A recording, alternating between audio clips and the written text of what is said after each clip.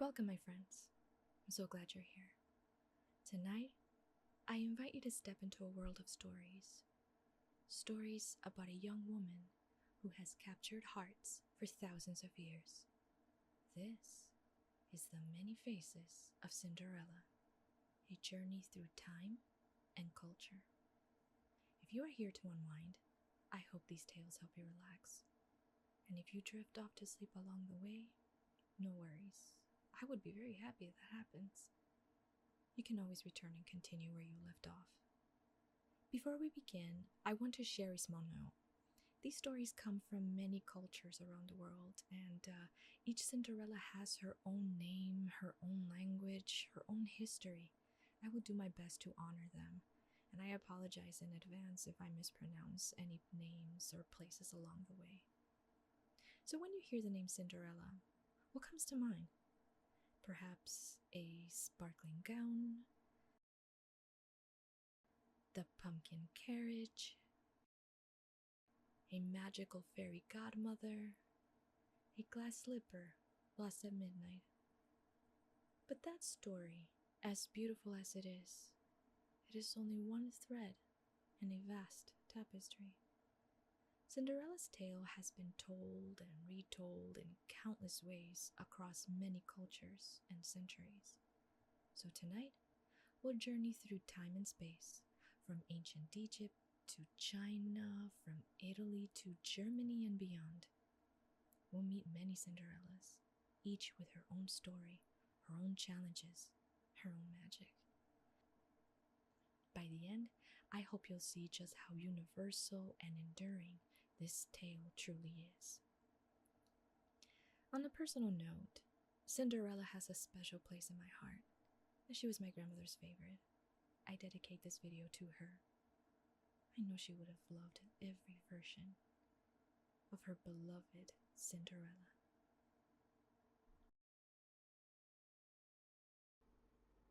And now, let me take you back in time to the very first known telling of Cinderella, the story of Rhodopis from ancient Egypt. Long ago, in the city of Naucratis in Egypt, lived a young Greek woman named Rhodopis.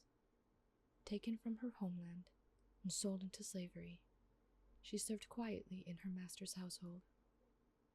Though her life was humble, Rhodopis carried herself with quiet dignity and grace.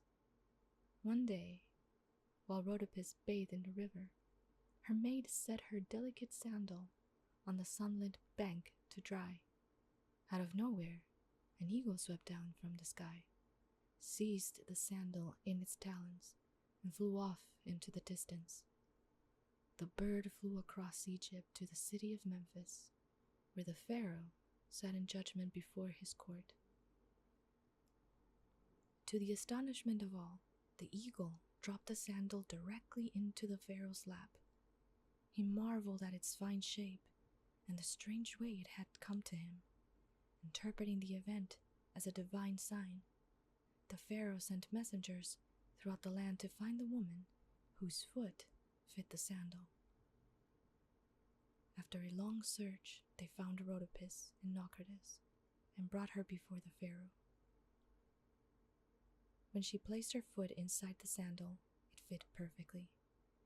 Moved by the omen and her quiet strength, the pharaoh welcomed Rhodopis with honor and invited her to share his life as queen.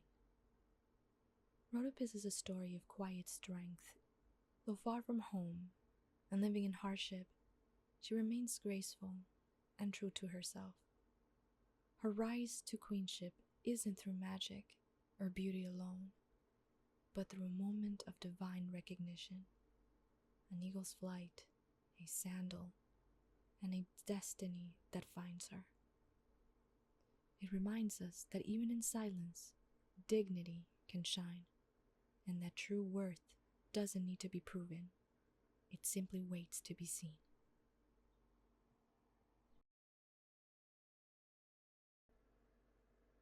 From China's Tang Dynasty, over 1,000 years ago, comes the story of Ye-Shen, an early Cinderella tale in Asian folklore. Ye-Shen is a kind and gentle orphan who lives with her cruel stepmother and selfish stepsister. Her only comfort is a beautiful golden fish she secretly feeds each day. When her stepmother discovers the fish, she ends its life.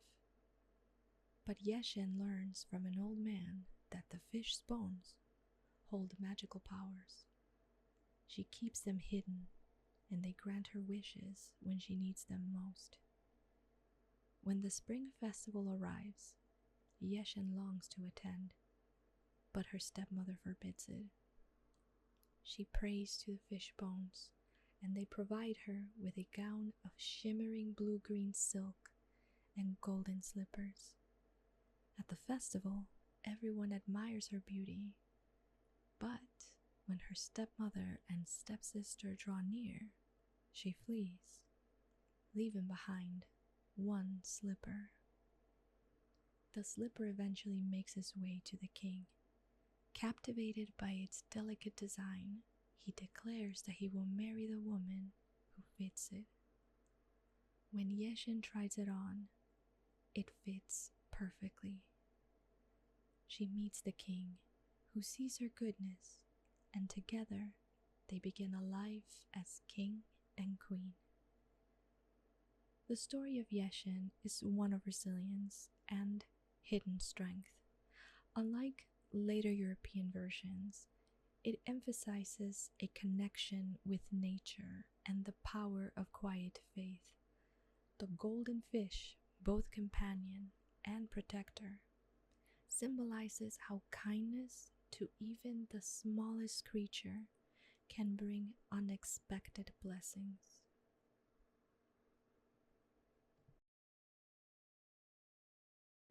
Now we arrive in 17th century Italy, where the writer Giambattista Basile included the tale of Zezola in his famous collection Pentamerone. Basile titled it Cenerentola, a name that means little ashes or ash girl, because Zezola's life was bound to the hearth and all its drudgery. Zezola begins her story under the rule of a cruel stepmother who mistreats her and forces her into endless chores. But unlike other young women who endure in silence, Zezola makes a fateful choice. She confides in her tutor, a woman who should have been her protector and mentor. Instead, the tutor whispers a terrible plan. If Zezola wants freedom, she must rid herself of her stepmother. Trusting her, Zezola follows through, and her stepmother's life is taken by her own hands. For a brief moment, she feels relief. At the urging of the tutor, Zezola convinces her father to marry this woman, believing life will be easier. But the new stepmother reveals her true nature soon after the wedding. She brings 6 daughters of her own into the household, and they quickly become Zezola's tormentors. Once again, she is pushed to the ashes, given the meanest tasks, and mocked with the name Cenerentola. In her sorrow, Zezola finds comfort in the garden, where she tends to a flock of doves. There, she encounters a fairy who takes pity on her suffering. The fairy promises to help her and, at the right time, grants her magnificent dresses, sparkling with jewels, so that she may appear at the king's festivities. The feasts last for 3 nights, and each evening Zezola arrives in splendor, dazzling the court. Her beauty and grace captivate the king, who cannot keep his eyes from her. But each night she slips away before she can be discovered. On the final night, however, Her flight leaves behind a clue, a slipper, not made of glass, but of cork, richly covered with velvet and jewels. This strange, precious slipper becomes the key to her destiny. The king orders a search throughout the land, determined to find the woman whose foot fits the shoe. One by one, others try, but it is only when Cenerentola places her foot inside that the slipper finds its true match. At last, she steps out from the ashes, and the king marries her. Unlike the gentler fairy tale versions told later, Basile's Cenerentola mixes wonder with betrayal and even bloodshed. It shows us a young woman who is both a victim of cruelty and a participant in dark choices, reminding us that these old tales were not just stories for children, but reflections of human frailty and fate.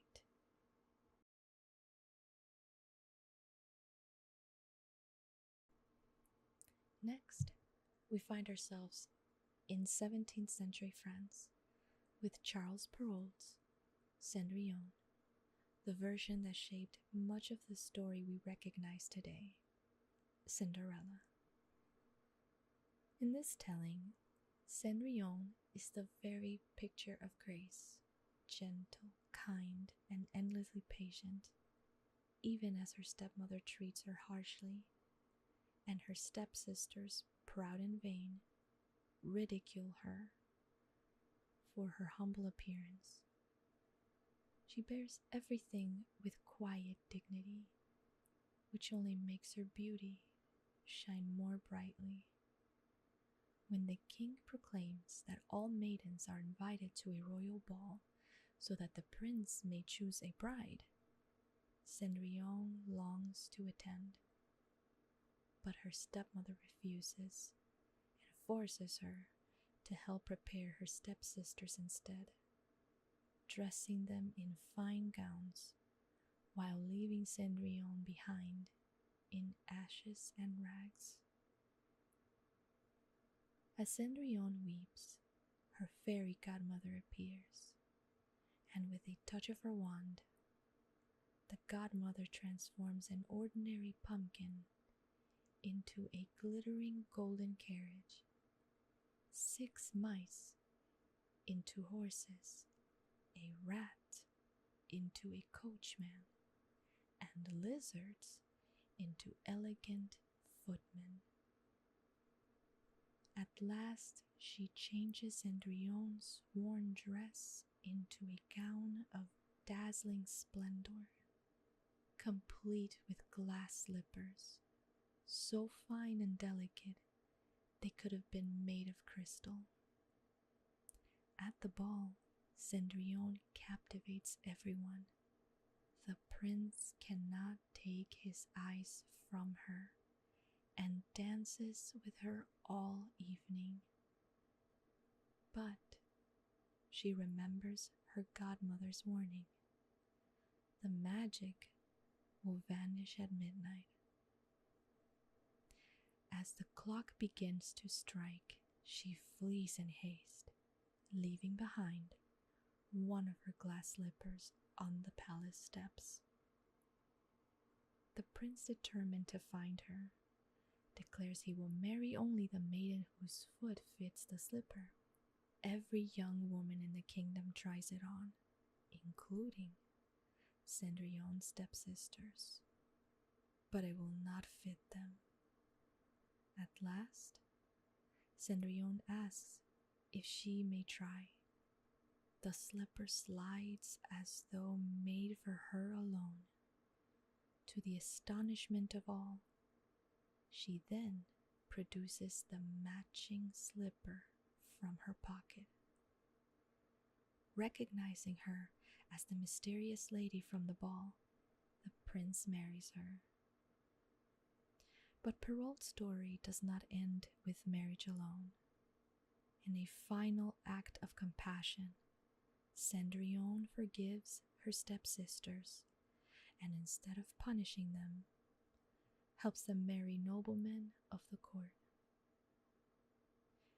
Pearled Cendrillon gives us not only the fairy godmother and the glass slipper, but also the enduring image of kindness rewarded, a tale that continues to inspire to this day.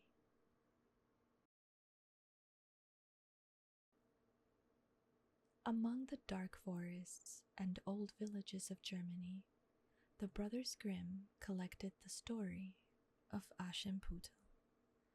Unlike the gentler French version, this tale is steeped in symbolism and justice, echoing the moral lessons of Grimm folklore. Aschenputtel is a young girl whose mother dies after telling her to remain kind and faithful.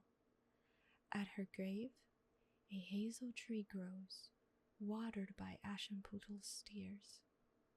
A white bird comes to the tree whenever she prays, bringing her whatever she wishes. When her father remarries, her new stepmother forces her into servitude, calling her Aschenputtel, or Ash Girl. She works tirelessly by the hearth, while her stepsisters mock her. When the king announces a festival lasting 3 nights, Aschenputtel wishes to attend. The bird in the hazel tree provides gowns of silver and gold. At the ball, she dazzles the prince, but each night she escapes him. On the 3rd night, he lays a trap with pitch on the steps, and her golden slipper sticks.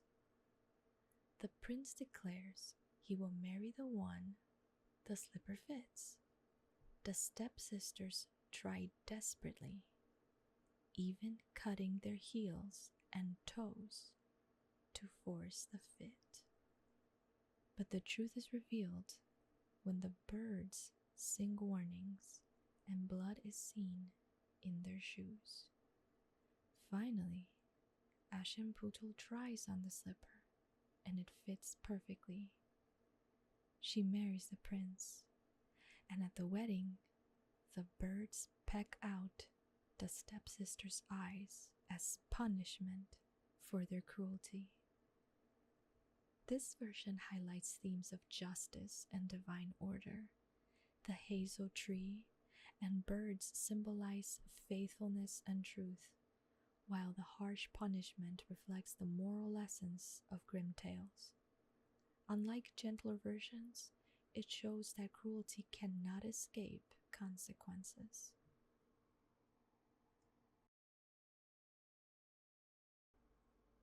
Across the green hills of England lived a girl known only as Tattercoats.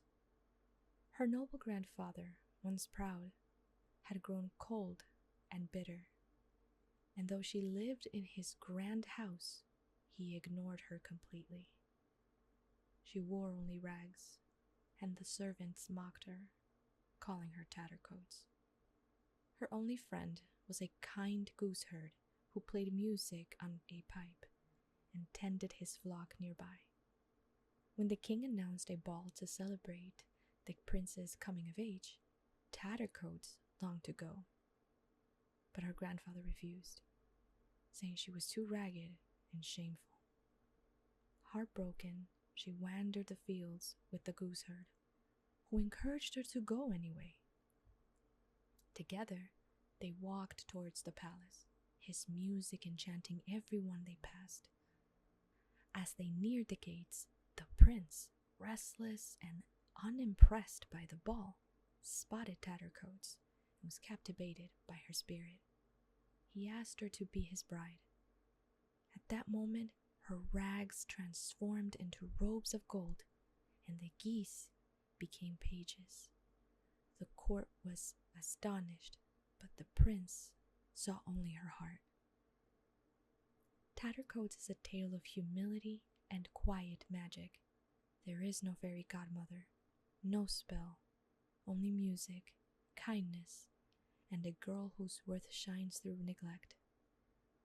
It reminds us that true beauty isn't in gowns or riches, but in spirit. And sometimes the world changes, not through power, but through love freely given.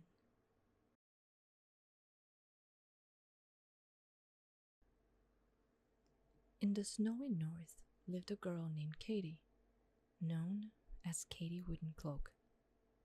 After her mother passed, her father remarried a harsh woman who forced Katie to wear a heavy wooden cloak and lived in misery. Her only comfort came from a magical dunbull who fed her and spoke gently, offering warmth in a cold world. When the stepmother grew jealous of the bull's kindness, she ordered her husband to take its life. Katie was heartbroken, but before the bull was gone, it whispered a final gift: gather its bones and bury them. From that moment on, the bones granted her wishes. When the king announced 3 church gatherings, Katie longed to go. Each time, she prayed at the grave and received a gown more splendid than the last, one of copper, one of silver, and one of gold. She attended in secret, dazzling the prince, but always fled before being seen. On the final day, she lost a golden slipper. The prince searched the kingdom, and when Katie tried it on, it fit perfectly. Her wooden cloak fell away, and she was revealed in all her grace. Katie Woodencloak is a tale of quiet endurance. The magical bull, like the sacred animals of Norse legend, offers comfort and transformation through memory and love. The story reminds us that even in hardship, resilience and kindness can lead to renewal, and that strength often hides beneath the heaviest cloak. In a quiet village of Bengal lived a girl named Cenduri. After her mother passed away, her father remarried, hoping to bring stability to their home. But the woman he chose was cold and unkind, bringing with her a daughter of her own. When Cenduri's father left on a long journey, the new wife took control of the household. From that day on, Cenduri was treated as a servant, given endless chores, little food, and harsh words. Yet she remained gentle, caring for animals and greeting everyone with kindness. One day, while collecting water at the pond, she met a magical serpent. The snake, touched by her goodness, promised to help her when she needed it the most. When the king announced a festival, Cenduri longed to go, but her stepmother refused. She returned to the pond, and the serpent transformed her, giving her a sari woven with gold thread, diamond anklets, and radiant beauty. At the festival, she shone with grace. The prince was enchanted, but she left quickly to avoid being seen. In her haste, she lost one anklet. The prince searched the village, and when Cenduri tried it on, it fit perfectly. He recognized her spirit and chose her as his bride. Cenduri is a tale of divine kindness. The serpent, often seen as sacred in Indian folklore, becomes a protector, not through spells, but through recognition of virtue. It's a story where compassion is rewarded, and where transformation comes not from magic, but from the quiet power of goodness.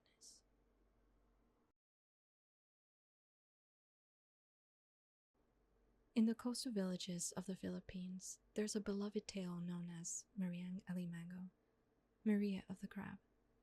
That's how people came to remember her, though her name was simply Maria.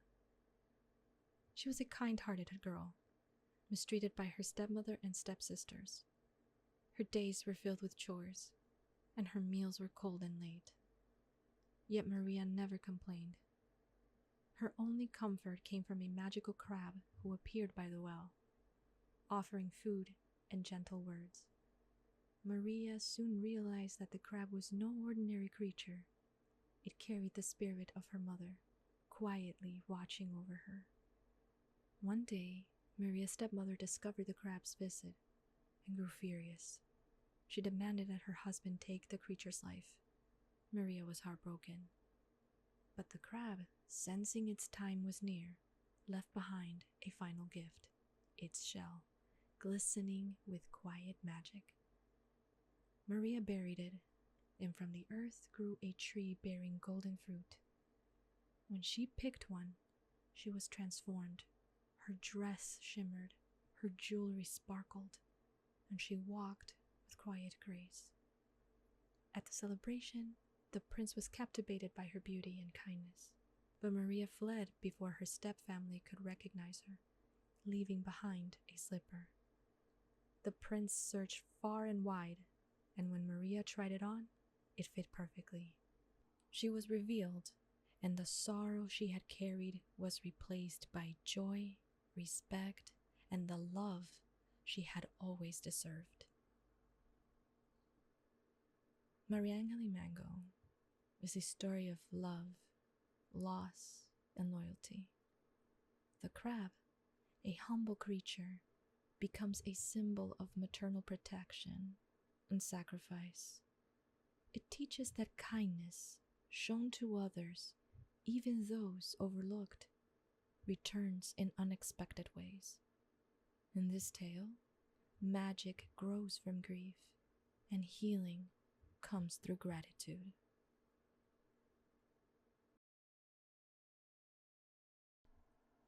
In Vietnamese tradition, the story of Tam is both beautiful and haunting, showing a heroine whose spirit faces immense trials, yet endures. Tam is a gentle and hardworking girl, living under the cruelty of her stepmother and stepsister Cam. While Cam enjoys comfort and leisure, Tam is forced to complete endless chores, carrying water, sweeping floors, and cooking, never allowed a moment of rest. Despite this, Tam remains patient, kind, and compassionate, showing care for all living creatures and a quiet strength of spirit. One day, Tam receives magical assistance from Buddha, who notices her suffering and virtue. Through his guidance, she is provided with fine clothing and accessories, enabling her to attend a grand festival. At the festival, Tam's grace and beauty captivate everyone, particularly the king, who is struck by her presence. She is humble and gentle, drawing admiration not only for her appearance, but for her character. When the festival ends, Tam must leave abruptly to avoid her stepfamily's suspicion, and in her haste, she leaves behind a slipper. The king searches the kingdom for the girl whose foot fits the lost slipper, determined to find her. When Tam tries it on, it fits perfectly. She's recognized as the rightful bride, becoming queen. However, her story takes a darker turn. Cam and her mother, consumed by jealousy, plot against Tam, and eventually end her life. But Tam's spirit is not defeated. She returns in many forms, a bird, a tree, and even as fruit, until she's finally restored to human life. Through this endurance, she reclaims her rightful place, while Cam and her mother face punishment for their cruelty. This Vietnamese tale blends folk belief with Buddhist principles, emphasizing justice, resilience, and the power of virtue. It teaches that even when goodness is attacked or destroyed, it cannot be extinguished forever. Tam's story is a lesson in patience, courage, and the enduring strength of the human spirit.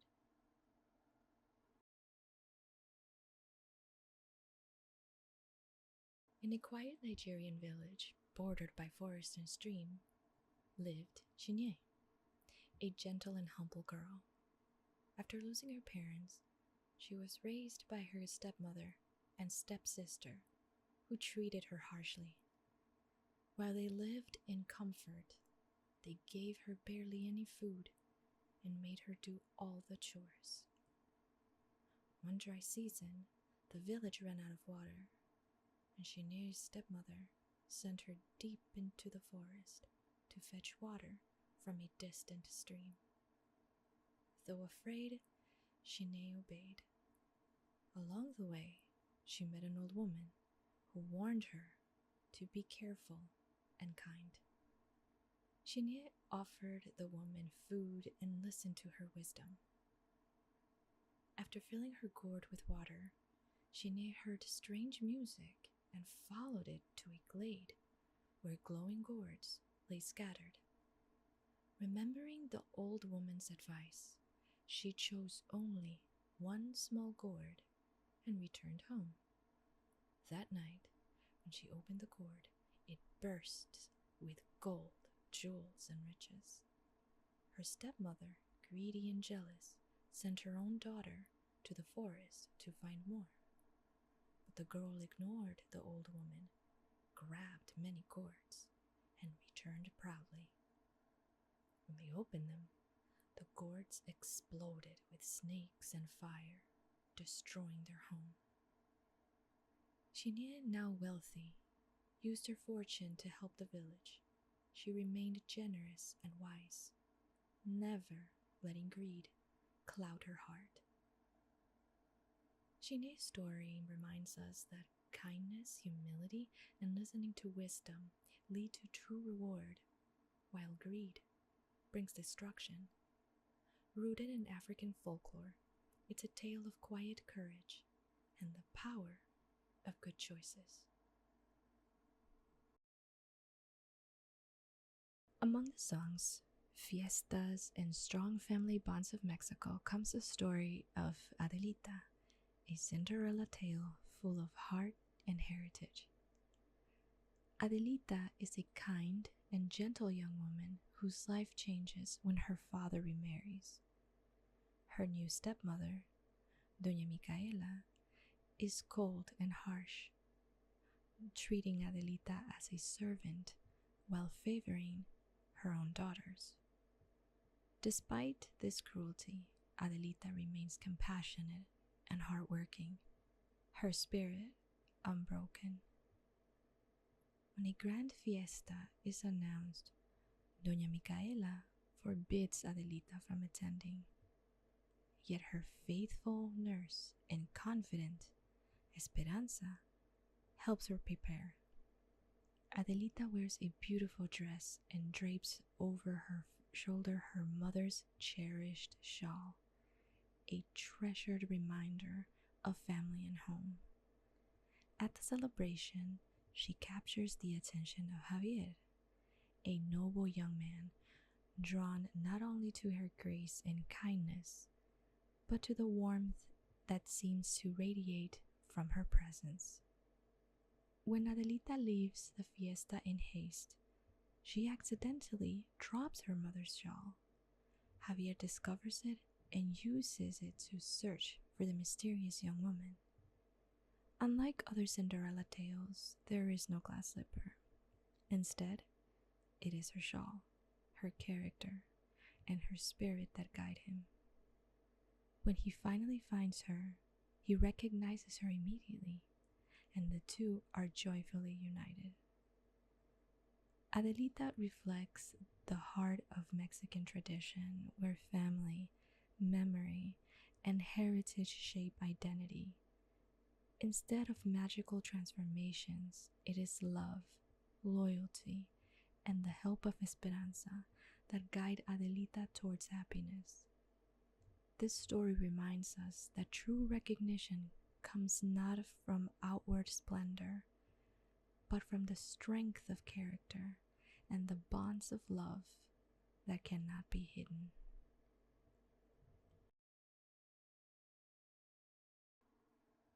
Cinderella is many things. a symbol of hope, of resilience, of kindness.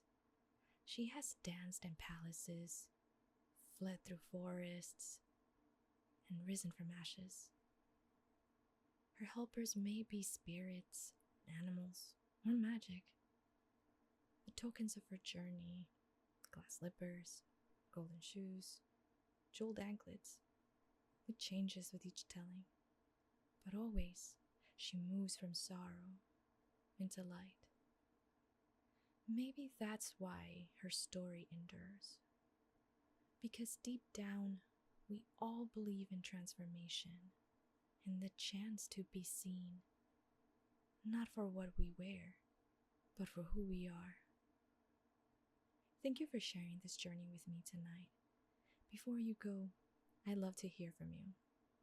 Which version of Cinderella touched you the most?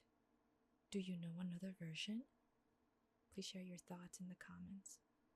And may you carry a little of Cinderella's magic with you, the kind that lives in kindness, courage, and the quiet hope that tomorrow can be brighter. Be well, my friends.